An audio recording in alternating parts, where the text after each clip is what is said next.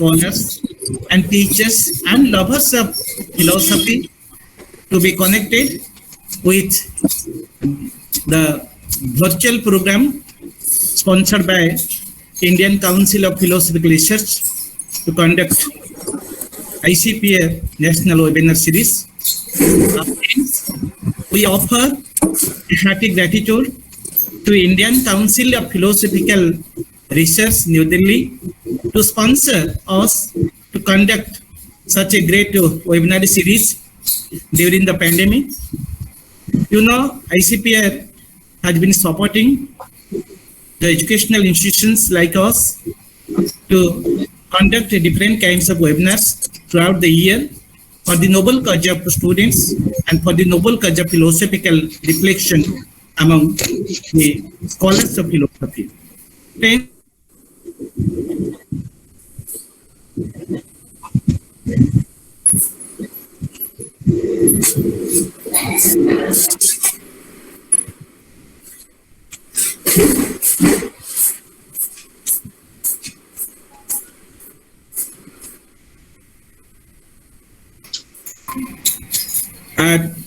To execute the program, to design the program. So it's our pleasure to extend a hearty gratitude to him for designing the entire program.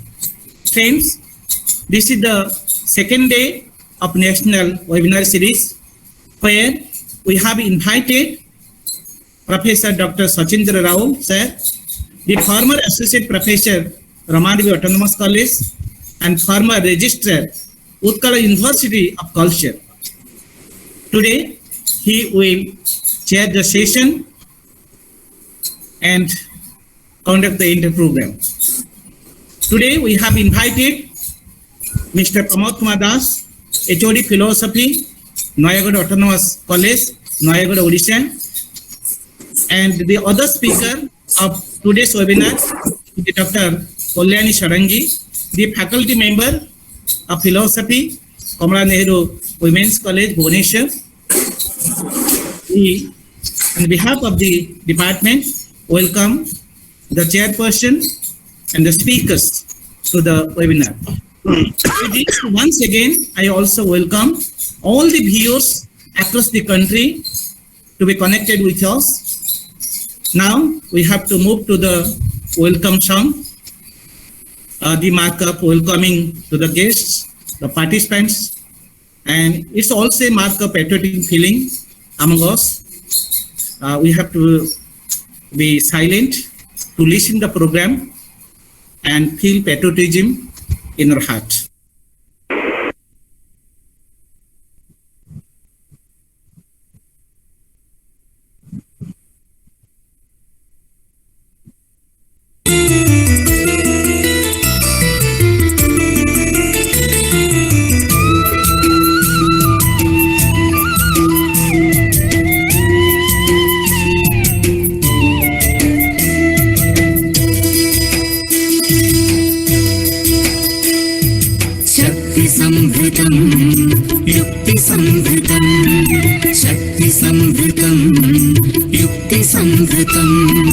शक्तियुक्तिसंवृतं भवतु भारतं शक्तियुक्तिसंवृतं भवतु भारतं भारतं भारतं भवतु भारतम्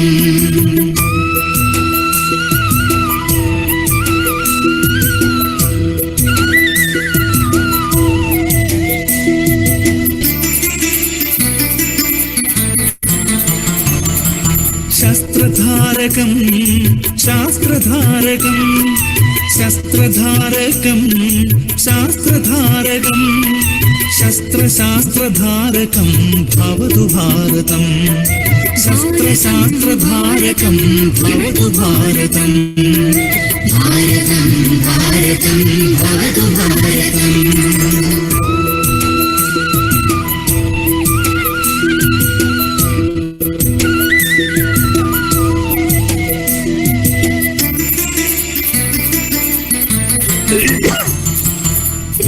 संस्कृतं नीति संस्कृतं नीति संस्कृतं नीति संस्कृतं नीति नीति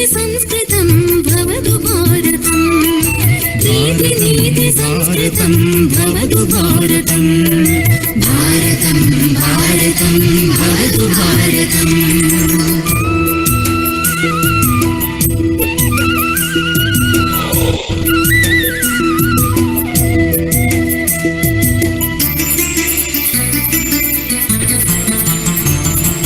धर्मनैष्ठिकं धर्मनैष्ठिकं कर्मनैष्ठिकं धर्मनैष्ठिकं कर्मधर्मनैष्ठिकं भवतु भारतं कर्मधर्मनैष्ठिकं भवतु भारतं भारतं भारतं भवतु भारतम्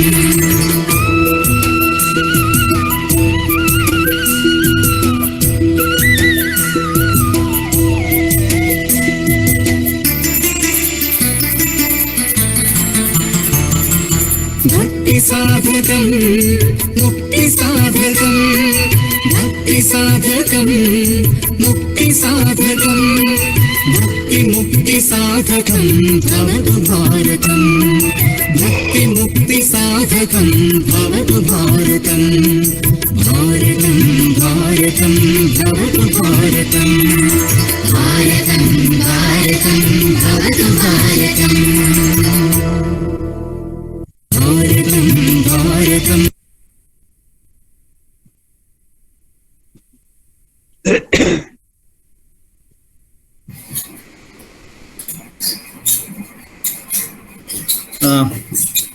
Friends, now it's time to introduce our guest of today's webinar. Today,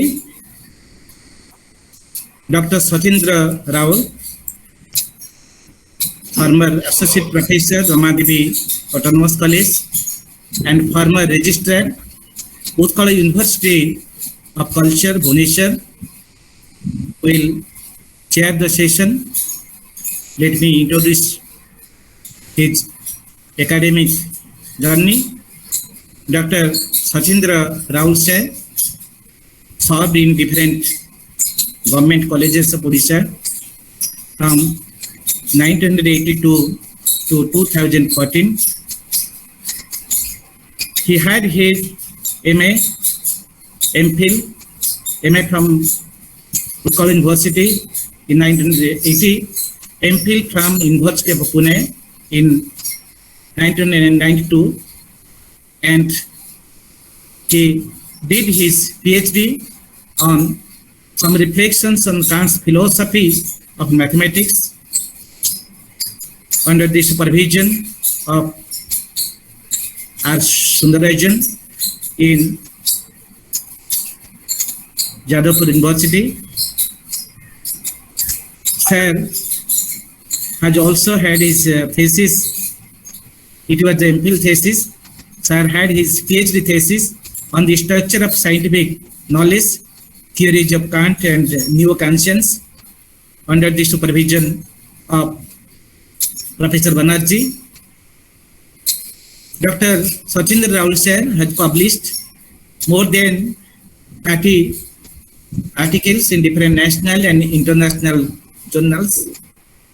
He had attended many seminars of national and international level and acted as symposiast, sectional presidents. He has also organized different national programs and he was the head of the department in different government colleges of Odisha. Dr. Rao, while in teaching career, had also executing different administrative posts like Dean Students Welfare, Ravenshaw University. And I have already told you, he was successfully assigned and executed the responsibility of Registrar of Utkal University of Culture, Bhubaneswar. Dr. Rao has taken different kinds of assignment when he was in different government colleges of Odisha. After retirement from service, Dr. Rao is acting as different universities and colleges as guest faculty. I welcome sir to our webinar. Today you will chair the session. Now let me introduce our speaker, Sri Pramod Kumar Das. Sri Pramod Kumar Das is a known figure for all of us. Sri Pramod Kumar Das did his graduation from SS College Puri in the year 1991 and master degree from Utkal University in the year 1993. He was the gold medalist both in UG and PG level. The students and teachers have witnessed his extempore speech and a reflective thought in PG classes and in different seminars. Sri Pramod Kumar Das, after passing master degree from Utkal University, joined in Suraj Malsa College Puri as a lecturer in philosophy in the year 1994 and continued there till 2016. Then he was posted as a lecturer in Noyagara Autonomous College by the government of Odisha after being qualified for SSB. Sri Pramod Kumar Das is at present working as the head in Noyagara Autonomous College. At present, he also working as the president, Chinmaya Mission Puri, and chairman, Wisdom Intellectual Forum Puri. He is a convener and admin of Philosophy Family and has organized 300 seminars and webinars. And he himself has delivered 100 talks on Bhagavad Gita and on other philosophical issues. Sri Das has obtained Best Seminar Paper Presentation Award in the year 1993 when he was studying in MA second year, and he got this award under the supervision of Professor G.P. Das. Sri Pramod Kumar Das is very known to the students and teachers philosophy for his innovative style of teaching and creativity. Sri Das now is pursuing his research work on dialectics under the supervision of Professor Mohini Mohammed of GM University, Sambalpur. I welcome Sri Pramod Kumar Das to our webinar. Today, he will speak on the concept of pratyahara. He will also interact with it, the practicality of pratyahara in day-to-day life.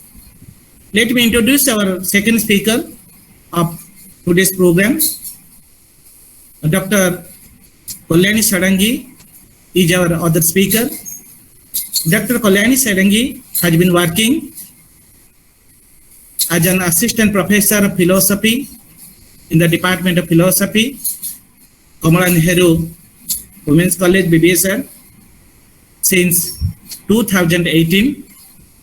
Dr. Kalyani did her MA from Utkal University in 1992 and MPhil in 1994 and PhD in 2002 under the supervision of Professor Saraj Kumar Mahanti. Before teaching in Kamala Nehru Women's College, he has worked as an assistant professor of philosophy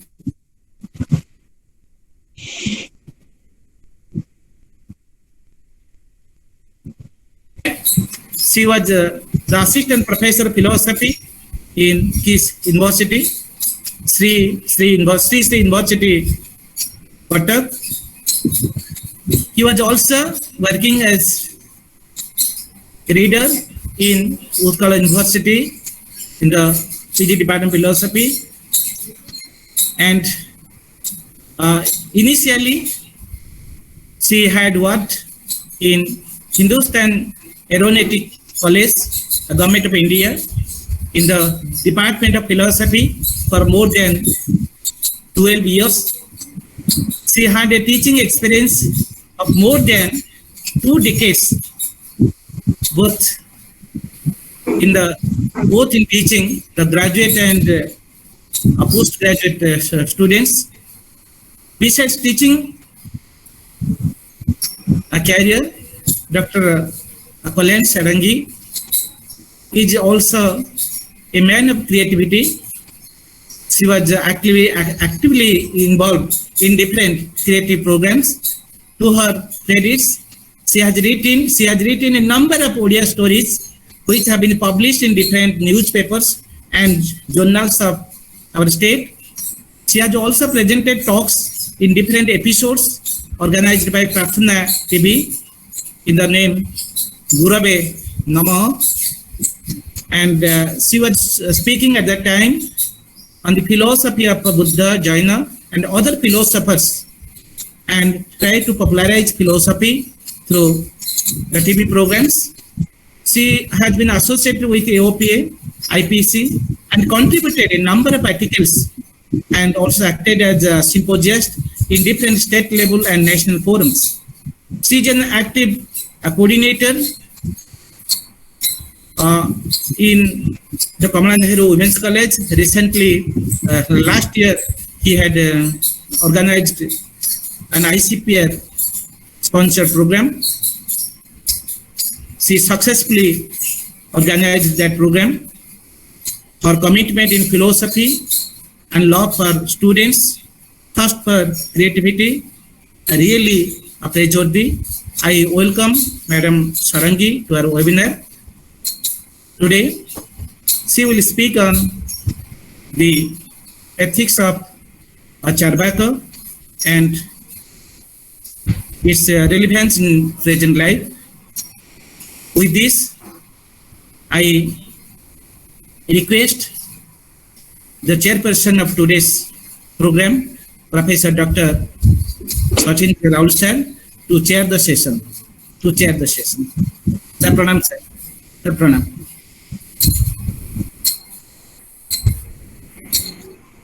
Pranam. Hello.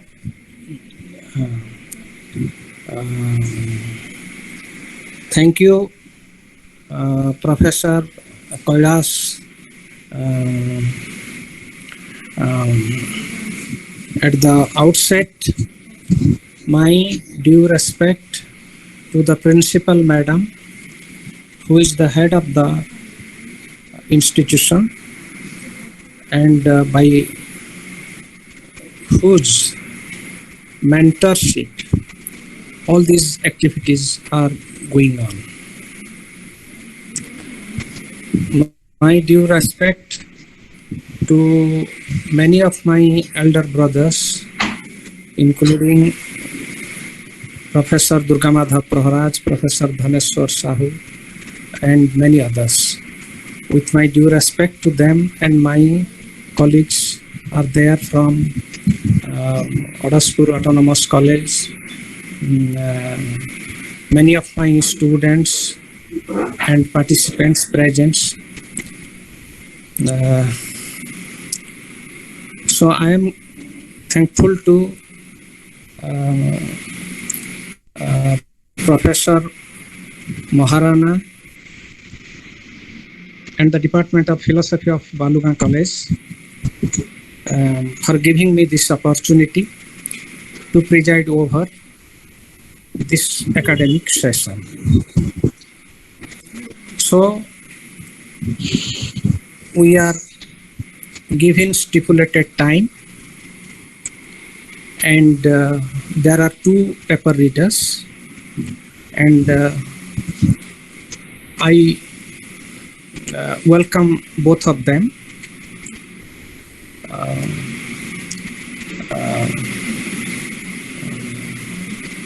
Professor Das, Pramod Kumar Das from Noyagad College, he will read the paper first. The paper is on the concept of pratyahar. concept of Pratyahar. I do not know whether he will limit it to yoga philosophy of Patanjali or he will speak it from a broader perspective. So that is up to him how he has prepared the paper. I do not have any idea, but he will present. He is going to present it now. So now I welcome Professor Pramod Kumar Das to present his paper on the concept of Pratyahar. Professor Pramod Kumar Das.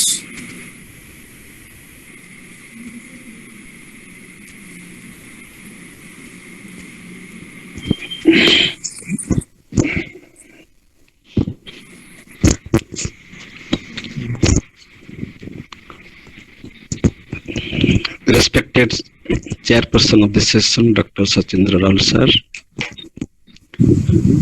Respected Coordinator, Organizer of this session, Head of the Department of Philosophy, Balunga College, Khurda, Dr. Kailash Chandra Mahana sir. Respected Principal Madam. Respected my teachers, very esteemed participants of this session, and very loving students. When we organize such programs, seminars, webinars, we focus on the interest of the students, and so far as our teachers are concerned, we mean that this is an opportunity for learning from each other.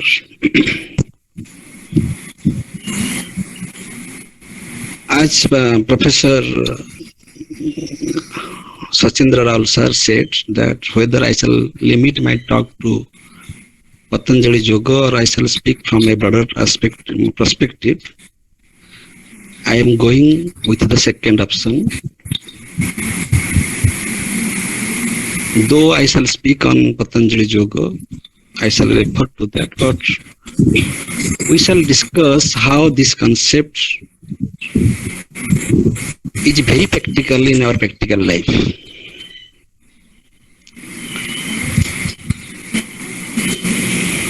And the theme of this webinar is Indian philosophy and practical life. And that is the beauty of Indian philosophy, that it has always focused on the pragmatic aspect of human life, practical problems of human life, and also with ready-made solutions.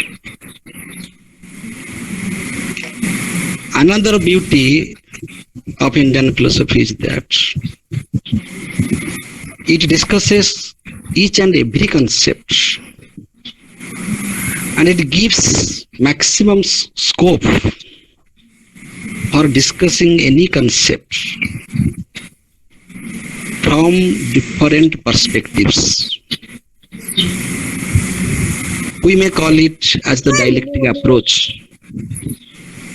I shall request Professor Sachindra Rao sir and Professor Dhaneshwar Sahu sir to mute. The sound is because it is being recorded. Please all others mute. Thank you. The dialectic approach means to discuss any concept from the opposite standpoints, that we have to justify the thesis and antithesis both. The possibility of the opposites should be justified, and that is in Indian philosophies. For example, we speak of the opposites like attachment and detachment, dukkha, sukha, theism, atheism, kartavya karma, nishidha karma, bondage, liberation. So many opposites are there, and we have given justice to both the possibilities. It is not that in order to speak of liberation, we explain away the world. As says Jagat Mithya, Brahma Satya Jagat Mithya. It is not the fact that Jagat is absolutely false or Jagat is explained away in order to explain Brahma Satya. Jagat is mithya from a different perspective, from the Paramarthika Satta. So there is also another dichotomy, Vyavaharika Satta and Paramarthika Satta. Theory and practice, Jivana Mukti, Vidya Mukti. Similarly, yoga also defined in the sense of unification. Yoga literally means union. And in Patanjali Yoga, in Patanjali Sutra, yoga is defined as the discriminative knowledge. That is the discrimination, that is not union. The discrimination between Purusha and Prakriti. So it is not that we are having only one standard, that this is the standard and you follow this. For getting perfection, for getting liberation, there are multiple standards, not only two, not only dialectic. There are multiple perspectives. And each perspective is justified. Atmavada, Anatmavada. There is soul and there is not soul.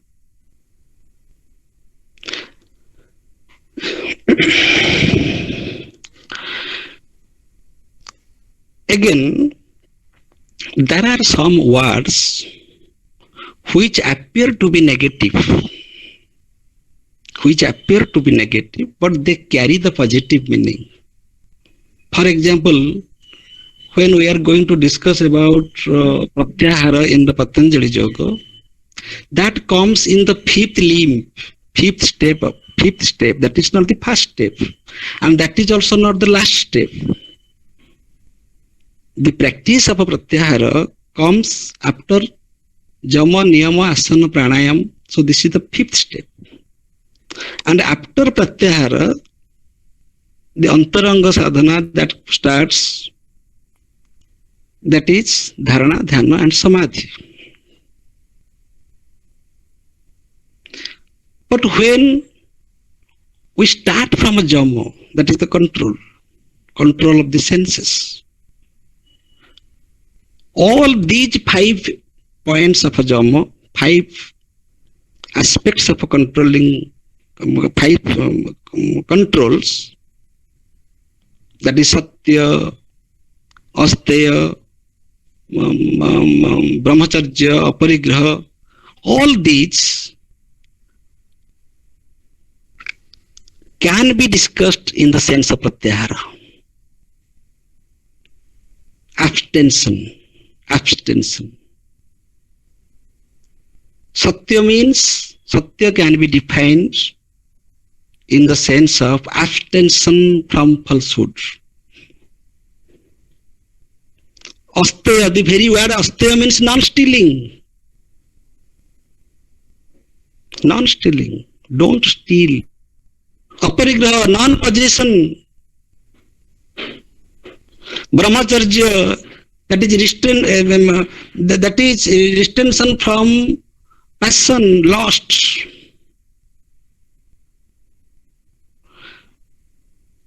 That means do's and don'ts, both are ethical paradigms. Ethics does not prescribe just do this. Ethics also prescribes, don't do this, don't do this, don't do this, don't be involved in this way. Another dichotomy is pravritti, nivritti. Pravritti is necessary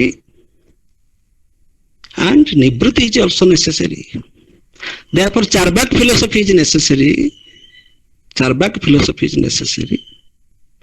And the detachment from this world is also necessary. Perception is necessary. Our involvement of sense organs in this world, empirical world, is necessary. And the withdrawal of the sense organ, what is the real meaning of pratyahara? That is the withdrawal of the sense organs. That is also necessary. Pratyahara does not mean renunciation of this world, renunciation of any action. Just leave this world and live a life of sannyasi. That does not mean. So we have to live in this empirical world, the world in the sense of Charvak, the body in the sense of Charvak, perception in the sense of Charvak. That is accepted because that is the base. Without that we can't live. But to what extent? There comes the question of withdrawal. There comes the question of art of living. Living is necessary. For living, the material sources are required. But how can we live? How can we get peace? How can we attain? We attain the ultimate goal? How can make our mind calm and quiet, equipoise? That is the question. So, in order to attain perfection, we cannot cancel, we cannot reject, we cannot leave this practical world. This practical world will be there, is there, will be there. It cannot be avoided. So Jagat is not mithya, Jagat is real. Jagat is very much real. My body is real, my mind is real. Now I am speaking, that is real. And I mean what I speak, that is also real. Now I am conscious of the time that this much I have to say and I have to end at a particular time, I am conscious.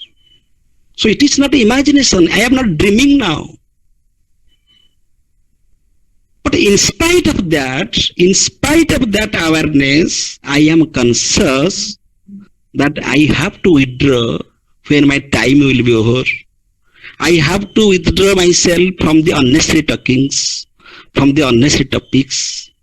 And that is the sense of rationality. That is not a human, that is only the human possibility. That when to enter and when to out, when to start and when to end, what to do and what not to do, what to speak and what not to speak.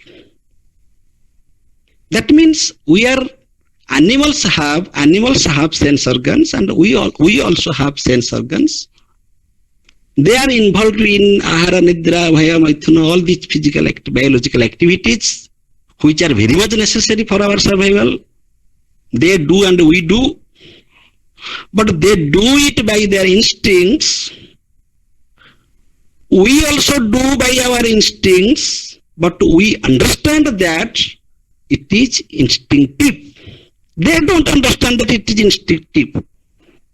They just follow the commands of their instincts. But we understand that these are instinctive. Therefore, there is a possibility to go beyond our instincts. And that is the rational possibility. We understand what is good and what is bad. That is called in the Patanjali Yoga, it is said that the best knowledge, the highest knowledge, the knowledge that gives us liberation, the knowledge that liberates us, that knowledge is the knowledge of the discrimination. And that is a human possibility. Here the knowledge of a Brahman is not given so much importance. The knowledge of discrimination, that you have that discriminative knowledge, that Viveka Jnana, that yes, this is different from that. X is different from Y. This discriminative knowledge is not an animal possibility. Though they have also mind, though they have also consciousness, they are not devoid of consciousness, they are not devoid of a mind, but their mind is not so mature to have a discrimination like human beings. Because of that discrimination, because of that discriminative possibility, because of that discriminative awareness, the question of pratyahara comes. That you have, I can give an example. Suppose we are driving a car, but there should be a brake to brake it. If there is not a brake to brake the car, then it is useless. So having that possibility, having that facility in our understanding, in our realization, is also pratyahara. That where to stop, what not to do, do's and don'ts, do's and don'ts. Therefore I told that pratyahara comes in the fifth limb, but in every step of in every 8 steps, right from Jama to Samadhi, there is pratyahara. As I said that in Jama, that the 5 things, Satya means we should be free from anything that is false. We should abstain ourselves from falsehood. We have to understand that this is false and I should not follow it. And the very word asteya means that not to steal. Ma kaschit gudha, that is said in the Isavasya Upanishad in the first verse, that don't covet the properties of others. Be satisfied with yourself. Be satisfied with what you have. Don't possess. Aparigraha, don't possess what is not necessary. Possess that much which is necessary for your biological, psychological existence. Don't possess more, because that will bind you. So pratyahara is an attitude. Pratyahara is an attitude. Withdrawing is a psychological attitude. The real meaning of a pratyahara is the withdrawal of the senses, withdrawal of the sense organs from the sense objects. But I shall say, there is no need to, though there are sensuous impulses that very much disturb us in our spiritual sadhana, but there is no need to control the sense organs, because the sense organs cannot be controlled by sense organs. Sense organs cannot be controlled by sense organs. Because animals have sense organs, and we cannot expect a dog to control its sense organ. So sense organs are innocent in that sense. If our mind is controlled, then sense organs are automatically controlled. Therefore, the root is the mind, not the sense organs, because sense organs just obey the commands of mind. But that facility is not available, is not with the animals. Because animals do not have a mature mind, there is no possibility of controlling their sense organs. Because man is endowed with a mind, and a very sophisticated mind, having different layers of consciousness, so man can control his sense organs. man can engage his sense organs in the sense object whenever it is necessary, and man can withdraw the sense organs from the sense objects.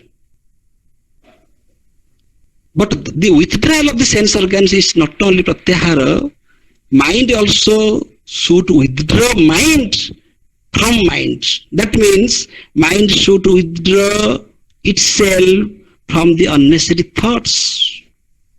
Suppose there is, the sense organs are withdrawn,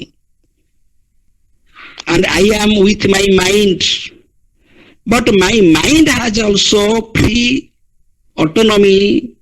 My mind has autonomy of free thinking. My mind is roaming. That is the difference between Vastu and Visaya. The Vastu is out. The Vastu is out. The object is out, because I have been able to withdraw the sense organs from the object, from the Vastu. But my mind is notorious. My mind is very naughty. My mind is engaged with the Visaya, that imagination of that object. Even I close my eye, I can see the sea beach.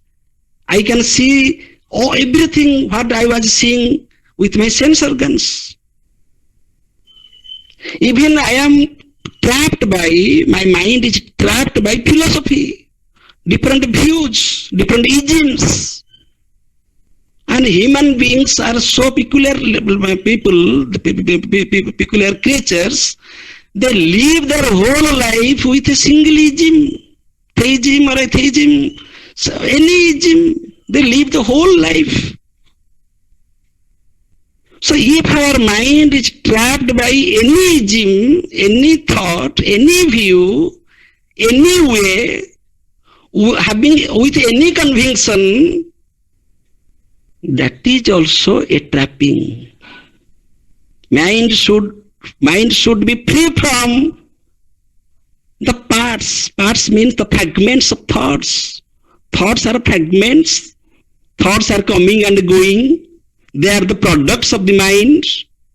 So the creator should not be trapped by the creations. This is a human crisis. Therefore man becomes confused in the crossroad. What to do, what not to do. Because man is not satisfied, because man is trying to accept one view to be granted as the absolute. That I am convinced of this view, this is my view. I have done so many works on this view. This is my ism. Therefore Jaina system very beautifully said that all judgments are relative, because each and every man is a blind man. Being a blind man, the man is trying to judge the elephant, to assess the elephant, which is not possible. Therefore, mind should be free from the vrittis, the modifications of mind. Chitta vritti niruddha. Yoga means the chitta vritti niruddha. That means the chitta should be free from its own modifications. That means mind should be free from mind. And it's very interestingly, it is said that in the 5 vrittis, the first vritti is pramana. It is very interesting. Pramana, there are 3 pramanas: perception, inference and verbal testimony, and all these are also modifications only. And mind should be free from this pramana. Therefore Immanuel Kant beautifully said, that knowledge is knowledge through the categories of understanding. However rational categories that may be, the knowledge is limited to the phenomenal world. The knowledge is limited to the forms of understanding. The forms suggest the knowledge of the empirical world. And beyond these forms of understanding, there is the real world, that is the nominal world.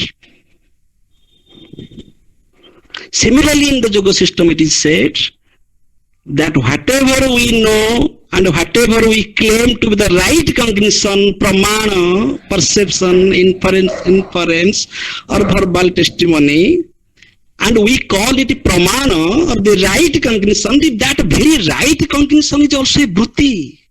It is also a modification. So, pratyahara means here, not only the withdrawal of the senses from the sense objects, but also the withdrawal of the mind from its modifications. I am not going to speak of other vrittis because they are very natural. These other vrittis are very vikalpa and all these are very natural. I was interested in the first vritti that is pramana, which we all claim that pramana is the valid source of knowledge. And because of this valid source of knowledge, we can have a knowledge claim and a truth claim, but that has been rejected. That has been rejected. Because that is rejected means that is accepted only as the modification of mind. And chitta vritti nirodha, that should be out. Mind should be free from these vrittis.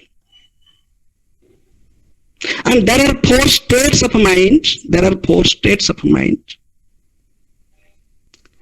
And the last 2 states are called ekagra and niruddha.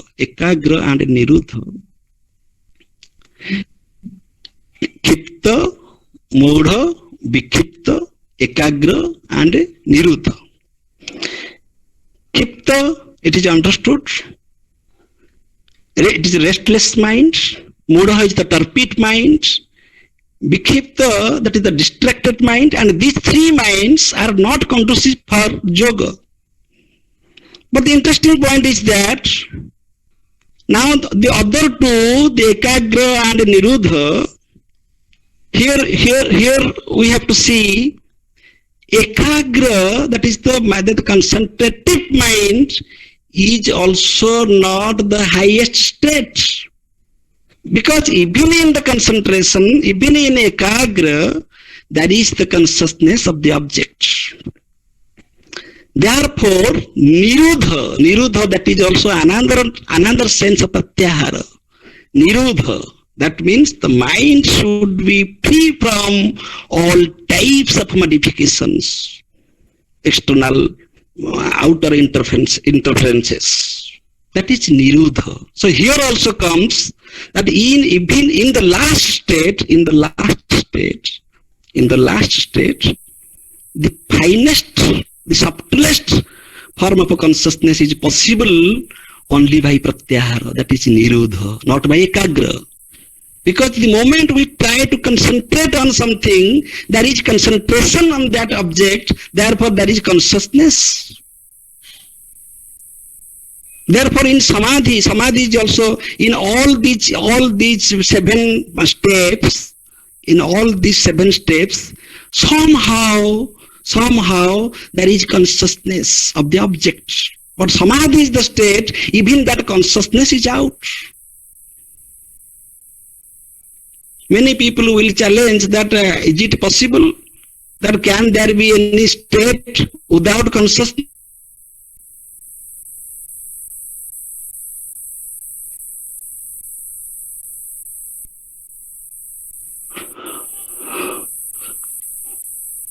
अरे मु कट्टी गली कि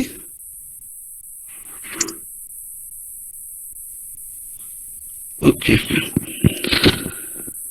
It is said there that one cannot stay for a long time in samadhi because his body will break.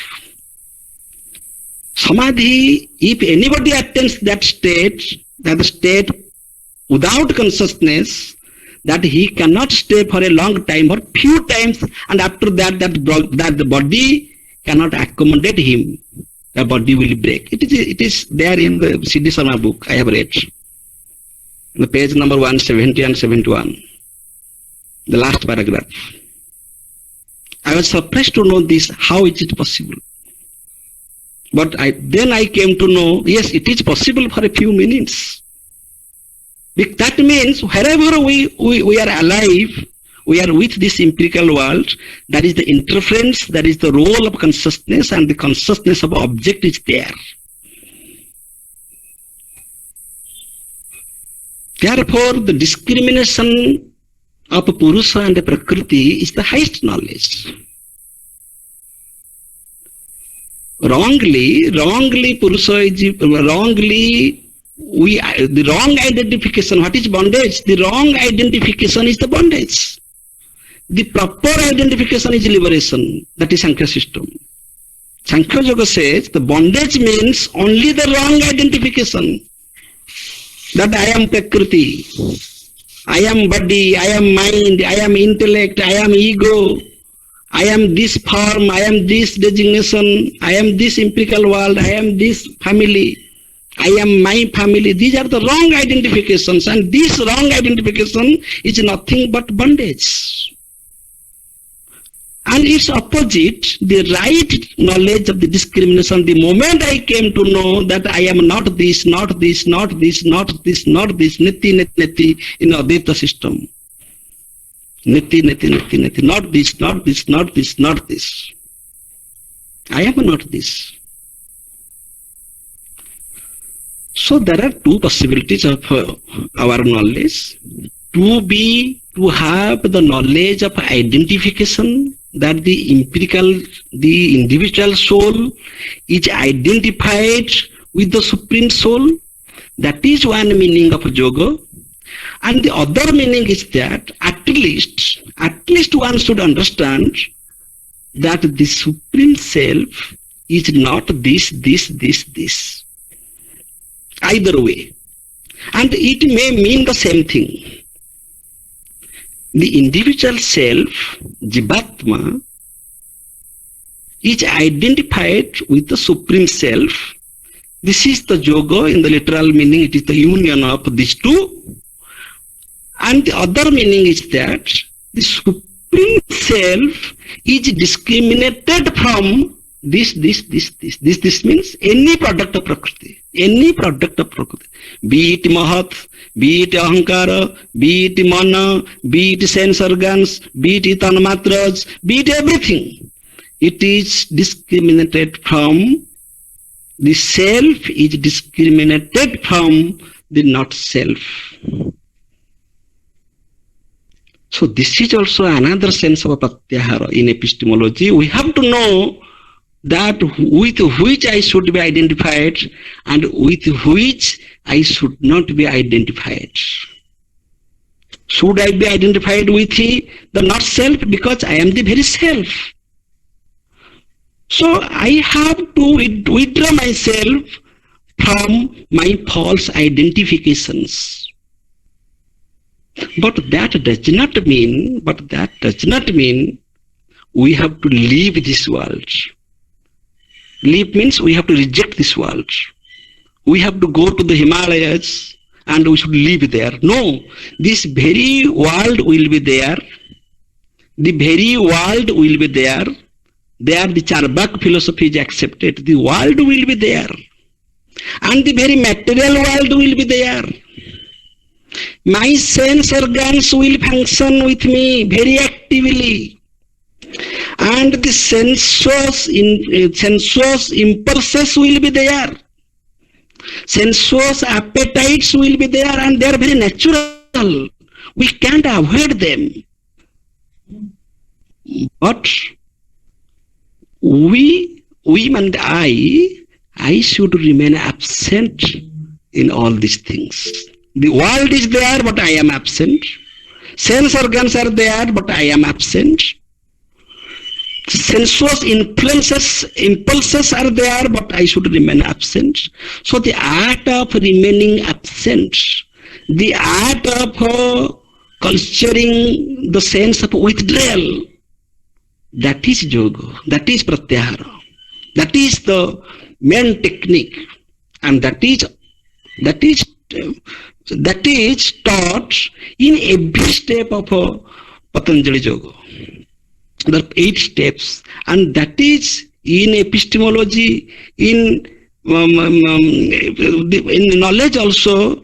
We have to know that whenever we are going to assess the reality, what is the instrument with us? With what instrument I am assessing the reality? That was the main concern of Immanuel Kant. Yes, we don't bother about the phenomenal world or nominal world. We are going to assess the reality, but what is the instrument? The instrument is that we have sense organs and mind.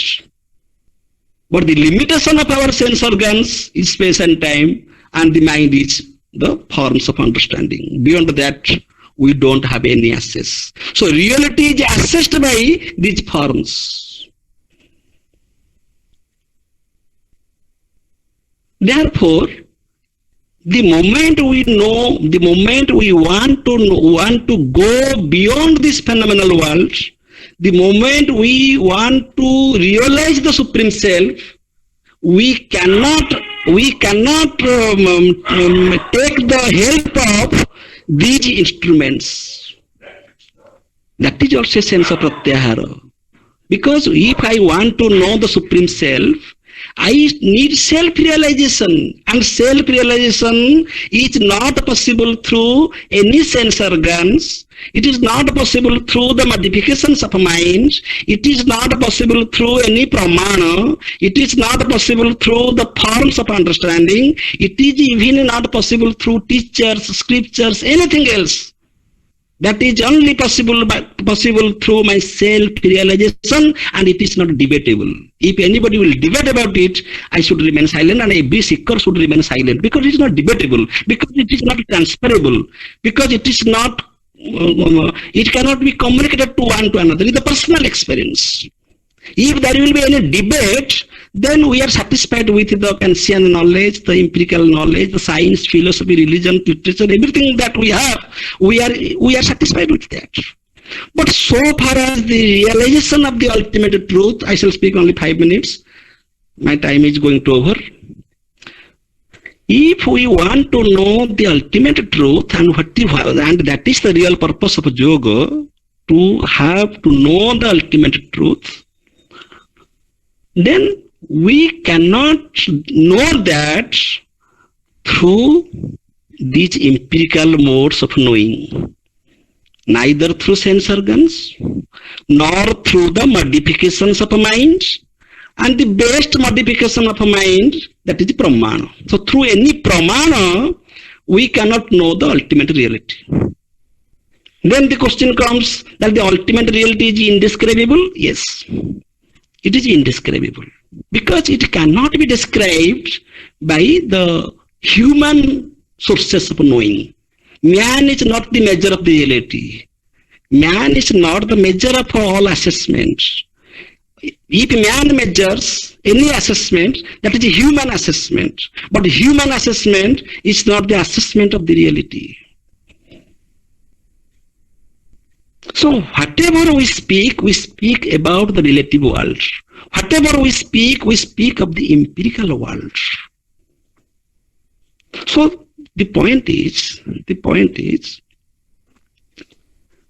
there are so many words in our Indian philosophy. They appear to be negative, but they are very much positive, and they carry the ethics of a pratyahara. For example, ahimsa. Ahimsa appears to be a negative term, but it's the pratyahara of ahimsa. It's the pratyahara of ahimsa. Ahimsa is a positive term. Rather, ahimsa is a negative term.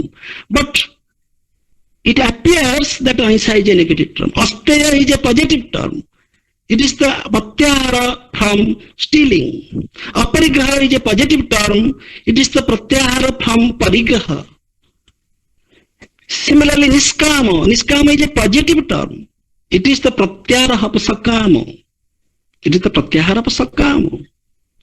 Therefore, in the Bhagavad Gita, it is stated, whatever is said in the Patanjali Yoga, Samadhi state, we can equate the same state of mind as Tita Prajna in the Bhagavad Gita.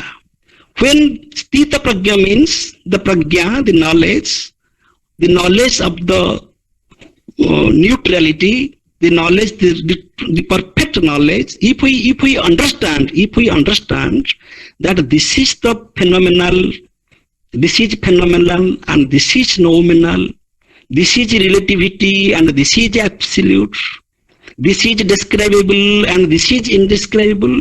If at least we came to know this, we have to stay with that wisdom. Our mind should not be fluctuated. Sthita with that prajna. If my mind is sthita with that prajna, then my mind will not be trapped by this view or that view, either thesis or antithesis. Even both of the points are justified by their respective logics. They are justified by their respective logics, but they are mere justifications from different perspectives. Yes, we have to accept that from that perspective. So a neutral mind should accept every point of reality from its own perspectives. So no view is wrong, no ism is not wrong, theism is not wrong, atheism is not wrong, materialism is not wrong, idealism is not wrong. Everything is right from its own perspective only, because we cannot assess the reality beyond the perspectives. Reality is always a perspective for us. Either we describe it from the perspective of science, or from the perspective of philosophy, or from the perspective of religion, or from other perspectives. It is only a perspective. So pratyahara, in that sense, we can also say that make yourself withdrawn from any particular philosophy also, particular view, particular ism. That discipline we should have. That discipline, otherwise our fate will be like a blind man who is searching the entire elephant. So in Jama, Niyama, Asana and Pranayama, all these are psychic disciplines, though they are called Bahiranga and Antaranga, but I will say every limb of Patanjali Yoga, everything is psychological. It is only psychological training, is psychological discipline, and psychological discipline can be practiced by two ways. One is the way of unification, and the other is the way of discrimination. Discrimination is the part of a pratyahara that we have to, even also in ethics, we have to follow two things, do's and don'ts. Do this, similarly don't do this. And every ethical point is very much correct from its do's and don'ts.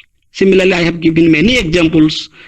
If we have to understand asteya, we can describe that don't steal. So don't steal is also ethical point, and that is exactly what we mean asteya. So here I was going through only two books. One is C.D. Sharma and the other is Datta Chatterjee. And I found in C.D. Sharma there are only 4 lines about pratyahara, and in Datta Chatterjee there are only 8 lines or 10 lines about pratyahara. But I spoke about pratyahara taking all these perspectives. Thank you.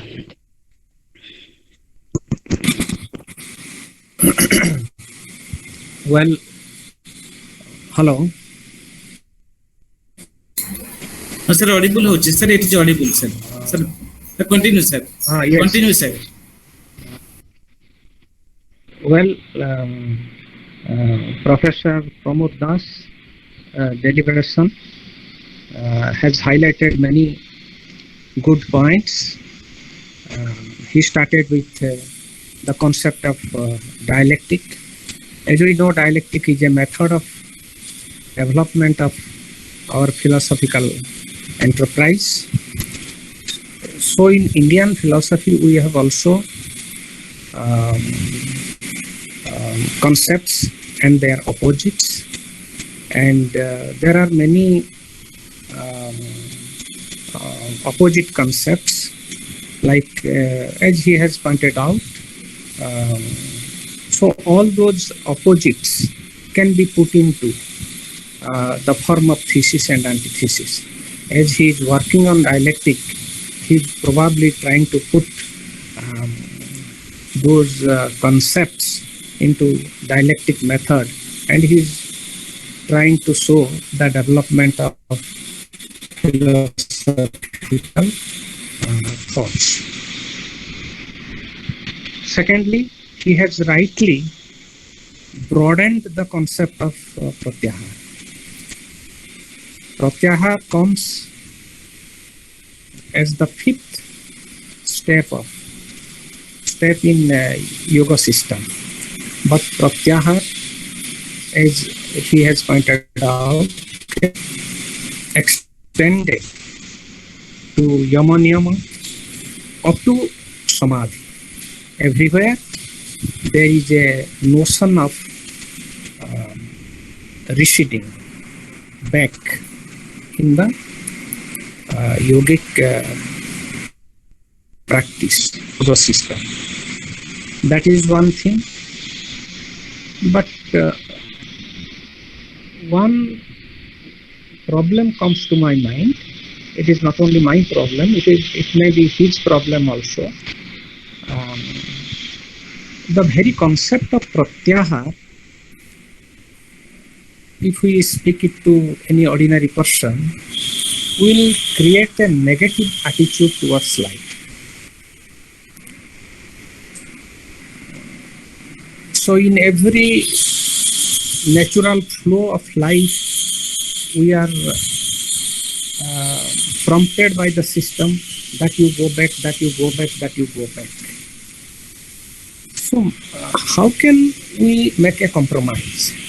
How can we develop the system in such a manner so that the yogic system will be accessible to every human being?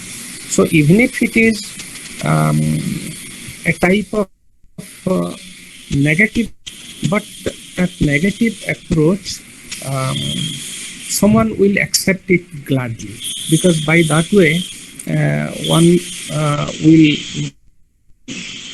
in the journey of life in the right direction. So how to eliminate that negative element? So for that we need, I think, we should think over it, and we should develop some more rational approach towards this concept of pratyahar. Another problem that the other participants may take into consideration, yoga system also believes in a permanence of soul, rebirth, transmigration, and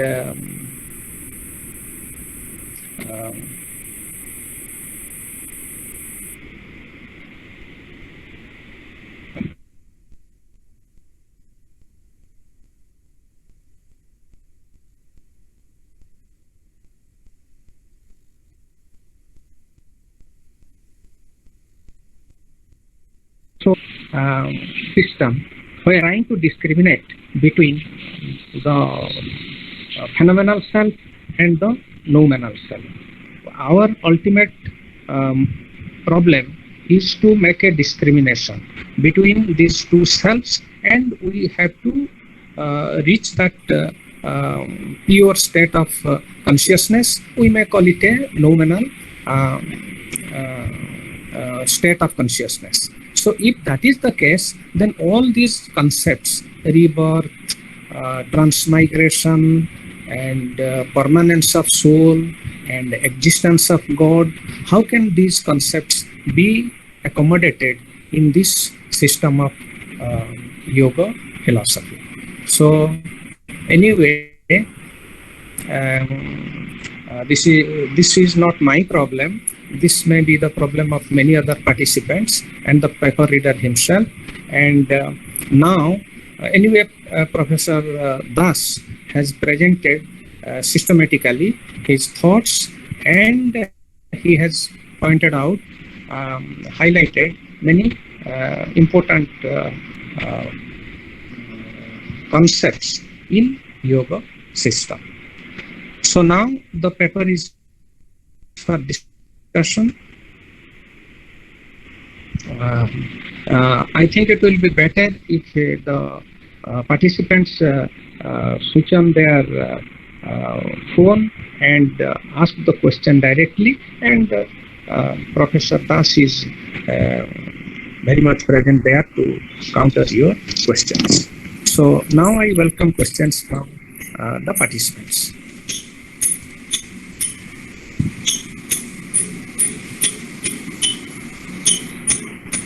May I ask a question, sir? Yes, you are welcome. In this Pratyahara concept and the discrimination of Purusha and Prakriti, followed by the negativity of the thoughts arising out of Pramana and other things, how to synchronize everything to find out the goal in life, accepting that there exists ghost in transmigration. And if I go little deep, this Padma Bhushan Awadi Manodas concept of crocodile lady, if you have the chance to see, and how he has changed the concept of mind to transmigrate the things to reach the goal of life. Because we are all human beings, we cannot overnight change our concept. So there should be a feasible and practical way how to effectively utilize the Pratyahara for the betterment of self and the society. Good. So Professor Das. Thank you, Professor Sachindra Raul sir and Professor Narayan Bhera sir for perhaps. I am Narayan Mishra. Narayan Mishra sir. Narayan Mishra sir. Okay. I don't see the name. Yesterday I was seeing. Okay, anyway, first I shall go with the comments of Dr. Sachindra Raul sir. And then I shall come to Narayan sir. So I have three questions. The first one is, sir said that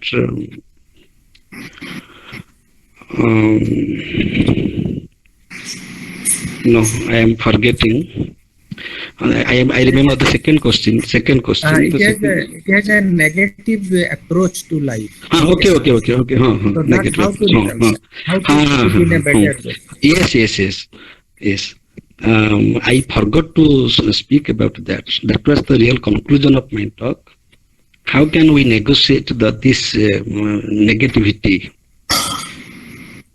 First of all, Pratyahara is not a negative approach.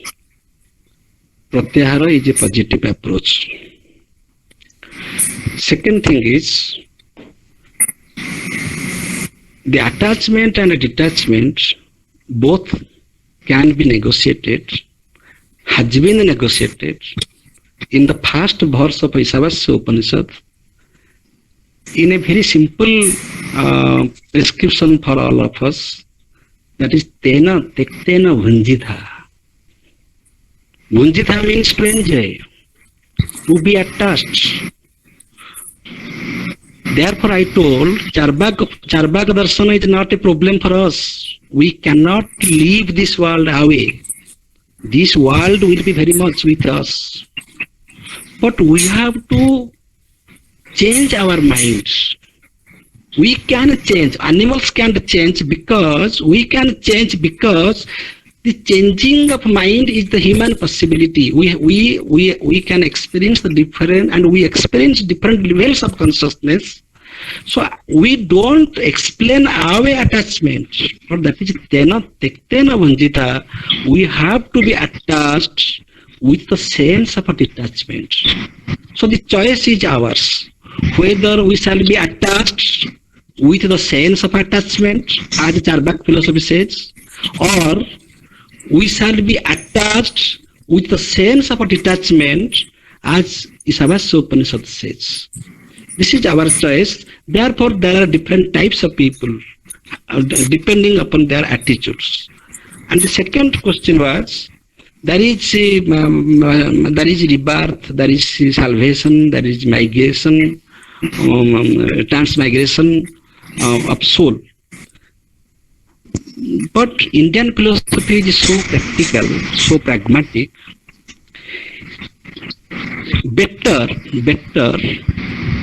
we shall not discuss such metaphysical issues about which many philosophers are silent. Our focus point is this practical life, our free life, our Jivana Mukti, life of a Jivana Mukta. Because many philosophers, those are atheists, those who are materialists, we shall speak something which is commonly accepted by all types of human beings belonging to different schools. Buddha also believes in Nirvana, salvation, and also the orthodox systems also believe in liberation. Both believe in liberation. So liberation is the common point. So my point is, we have to deal with the practical problems of human life, that life is full of suffering. And what is that suffering? It is because of our ignorance. So by the way of living a Jivana Mukta, life of a Jivana Mukta, then automatically when all the kamanas, all the disturbing elements, all the elements that bind us, they will be removed. We can think of, or it may be metaphysical or it may be physical, we can think of Videha Mukti or the ultimate redemption or ultimate liberation. But first of all, we have to discuss it from the social standpoint, from the economic standpoint, from the political standpoint, from this empirical standpoint. So both the discussions are there, but it is that therefore I told, in Indian philosophy, there are discussions about metaphysics. At the same time, there is discussion about Prakriti. There is discussion about mind. There is discussion about sense organs. There is discussion about attachment, bondage, suffering. So both the discussions are there. But metaphysics is not our access. Even Immanuel Kant proved that metaphysics is not our access. We can't access that. We have only access to the phenomenal world, and we have only instruments. They are sense organs and mind. Whatever we have to do through these instruments. I can go 50 miles. Somebody may go 100 miles and somebody may go 1000 miles. That depends upon our practice of yoga. And the question of Narayana sir, sir, I forgot again. Please, only speak only one word. I can guess. Is there how to reach the end of maintaining the life, taking the pratyahara and this self-realization? What I have not told you, self-realization, your suggestion was self-realization. To what way will go? In the duality, in pratyahara there is duality. And self-realization, can it be duality? And pramanas of other two concepts, this migration, transmigration, and exactly I gave you the example of crocodile lady of Manoj Das, that how the mind has changed, ultimately turned to crocodile lady. If you remember. Otherwise, I'll tell you your own example, being blind men touching the elephant. So our Oh, no, sir. Your question was, I remember your question. This may be your second question, but your question was, I remember your question. Your question was that it is very practical, it is very natural that we are limited with our knowledge, we are limited with our minds, and we have our own limitations, we have our own appetites. But with that minimum assets, how can we think of the peace, liberation, equanimity of mind, all these things? That was your first question, perhaps. Yes, sir. Yes, that is the purpose of yoga. That is the purpose of yoga. The yoga system, that is the declaration of the Vedas and Upanishads. The difference between animals and human beings, the basic difference is that animals exist, human beings exist, Hello. but animals. Hello. Pramod. Yes, sir. Pramod. Yes, sir. Excellent. Yes, sir. Yes, sir. I am hearing. Please. Yes, sir, please. Animals. No, Sachindra sir is speaking something. No. Be a little bit precise. That's my. Also, Because there are other. okay, try to precise your answer. Sir says. Sachi sir is telling that you have to precise your answer. Okay. But by that way, I forgot my answer. Anyway, so we have to. That is the purpose of yoga. That we exist and animals exist, but animals don't have the philosophy of existentialism. But man understands the philosophy of existentialism. Man knows what is the limitation of his existence and how can transform his existence. And how can culture his mind from imperfection to perfection. Therefore, there are different layers of consciousness. The basic point is that my answer is we have to know our limitation. Animals do not know their limitation. We know our limitation. That knowledge of limitation will help us to go beyond limitation. That was the contribution of Immanuel Kant. That was the contribution of all yogic seers. At least we understand that I am limited. Thank you.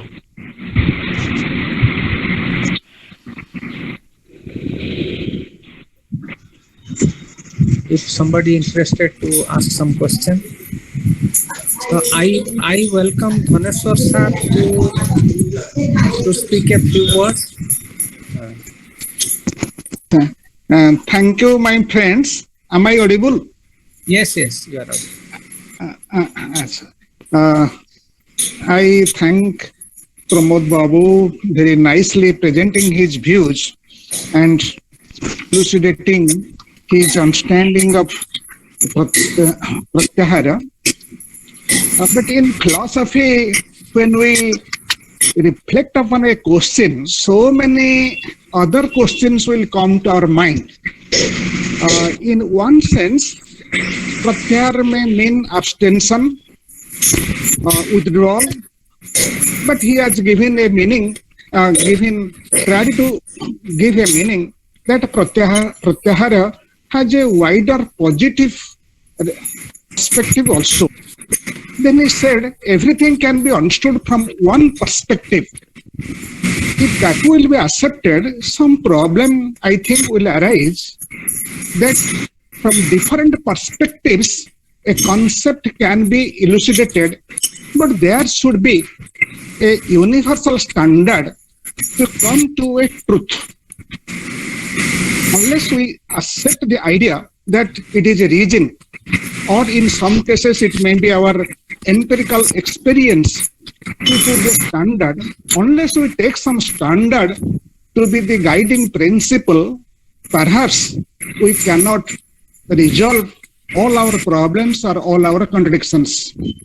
So, even if we speak about different perspectives, still under circumstances we have to follow some universal pattern of understanding or universal standard. So I had many other things, but because of the pursuit of time, I'm not going to make these observations, but this is one feeling I had, which I expressed. Okay. Should I answer, sir? Should I answer? Should I answer briefly? Comment on this. Yes, sir. Yes, I did not say. I did not say that everything should be understood from one perspective. I said everything should be understood from its own perspective. There is a difference. If we shall understand everything from one perspective, that is absolutism. If we shall understand everything from its own perspective, from which perspective it is spoken, it is understood, we have to focus on that. That is the rational way of reflecting. So a rational mind should do that. Thank you.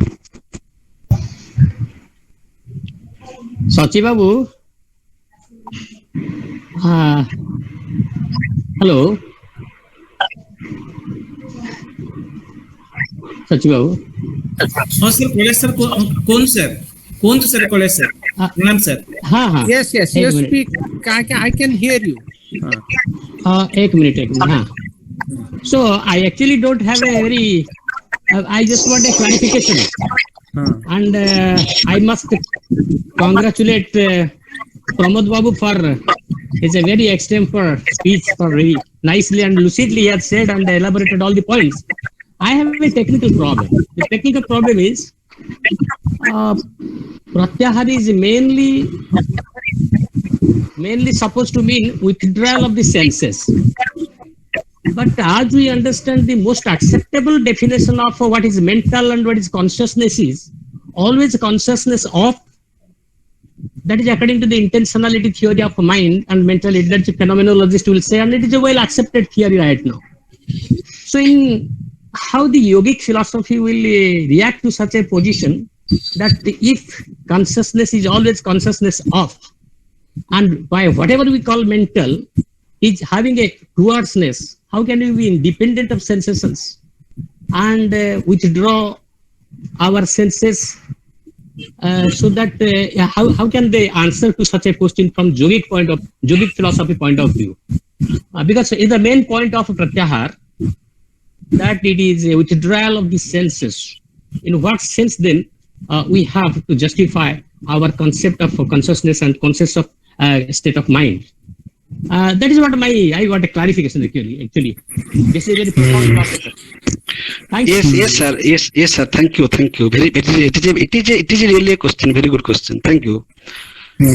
So we always when we discuss about consciousness, we think that consciousness of, but consciousness of what? Consciousness of what? That matters in yogic philosophy. For example, you are conscious of Chhanapodo. You are conscious of Chhanapodo. You are very much interested in Chhanapodo, but a doctor denies to you that you have diabetic, so you should have pratyahara from it. Then you did that. That means your consciousness of Chhanapodo is out. Then you have certain mental images also with which you are attached. Then consciousness of that is also controlled by you. Similarly, in this way, we can reach at the state of dharana and dhyana. In dhyana also, dhyana, which is the seventh step of yogic sadhana, from jama, niyama to dhyana. In dhyana also, there is consciousness of the object. You imagine? So that is only the state of samadhi where is this consciousness of is up. Consciousness of is up in samadhi, but that is a state which is not debatable, which is not that I cannot convince you verbally. Therefore, it is said. Therefore, it is said in the. You will go through the page 171 of C.D. Sharma book that even if one attains that state, that he cannot stay with for a long time. That is the very. That is called divine madness. That is also described there. It is called divine madness. But this is a possibility. Pramod Babu, thank you. Thank you very much. But, Okay. the thing is, I'll just make a one point. Can I mean from this that by Pratyahar, perhaps yogic philosophy is meaning that managing your stress, managing your anxiety, and having an equanimity in the mind for purpose of meditation. So I should have the right state of mind, and my right state of mind fit for yogic practices will be free from anxiety, stress, and this is all. You have also said very rightly that it is a psychological enterprise also to some extent. So this pratyahar means, this pratyahar exercise is what they mean when they say withdrawal from the senses is that you are managing your stress, you are managing your anxiety, you are managing your such disturbances that may happen to disturb you thoroughly, so that you cannot creatively think anything about whatever. Yes, sir. Yes, sir. Yes, sir. Are they saying this thing? I think. Yes, sir. Yes, sir. Yes, sir. In one sentence, I can say, don't hang over. Don't hang over. What is not desirable. Don't. And doctors also advise you when you speak of stress problem or depression problem. Doctors also advise you, don't hang over. Don't hang over which is not desirable. This much we can understand. That is pratyahara. Don't hang over.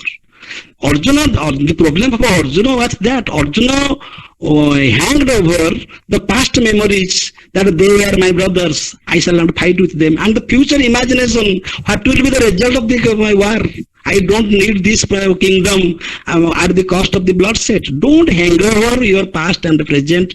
Don't hang over by your unnecessary thoughts, unnecessary attachments. That is pratyahara. Focus, because by doing that, your mind will be qualified to focus or to do meditation. Pratyahara is the basic condition for dharana and dhyana. Dharana means to hold. If it is withdrawn, we have to hold that withdrawn mind. That is dharana. Then you have to focus on the object. That is dhyana. Then you have to free from that object. That is samadhi. So these are the different steps of yogic sadhana. But the goal is we have to reach out. We have to reach out self-consciousness from the consciousness of the object. The point is consciousness of what? If there is consciousness of object, we are with the empirical world. If that very object is myself, then they are identified. So from the consciousness of object, we have to transform to the consciousness of the self. Thank you. Okay. Okay, Professor Das, let us wind up this session. And hello, before that, let me point out two things. As Professor Kailas Chandra Das had said, that we can make use of yogic practice for our psychological and physical betterment. That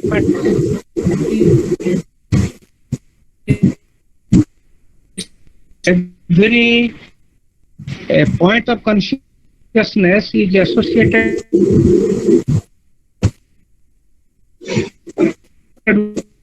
with some object, so point of view. But what yoga and what is there? The object and the subject is one. The subject of consciousness and the object of consciousness is consciousness. There is nothing else other than consciousness. So how is that state? That is a matter of practice. If somebody sincerely practices, then he may have that state of consciousness which is known as Kaivalya. So, from phenomenological point of view, there cannot be consciousness without any object of consciousness. But from this yogic point of view, yogic system point of view, there is a state of consciousness where the object of consciousness is consciousness. So the subject and the object are unified in the state of samadhi, and that is a matter of practice. And I think we don't have that. Any of us have that state of, we have realized that state of consciousness. If somebody is very much interested, then he may go for yogic practices, and finally he may attain that state of Kaivalya. So with these words, I want to conclude this session, and if anybody has some more query, interested students and other participants, they may contact Pramod Abu, or they may contact me in some other point of time. So I thank you, Professor Pramod Kumar Das. I thank you, Kailash, Professor Kailash Chandra Das, Dhaneshwar Sir, and Professor Kailash Maharana, and the principal of the college, all the participants for their patient hearing, and for giving me this opportunity to preside over this meeting. Thank you everybody. Sir, we have to move to second session. So now Immediately. Now I welcome